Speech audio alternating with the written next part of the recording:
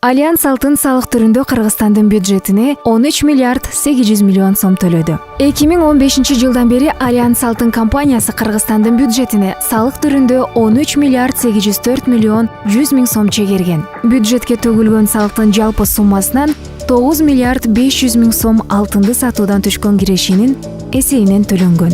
Аталган сумманын 4 миллиард 300 миллион сому үстүбүздөгү жылдын январь айынан октябрь айына чейин төлөнгөн. Быйыл 10 айда жергиликтүү маанидеги инфраструктураны өнүктүрүүгө жана сактоого сатуудан түшкөн каражаттан 2% беренеси боюнча 995 миллион 200 миң сом чегерилип, анын ичинен Талас облусун өнүктүрүү фондуна 497 миллион 600 миң сом, Талас районун өнүктүрүү фондуна 298 миллион 500 миң жана Бекмолдо айыл аймагын өнүктүрүүгө 199 миллион сом бөлүнгөн. Бүгүнкү күндө Альянс алтын жоопкерчилиги чектелген коомунда 857 кызматкер эмгектенет.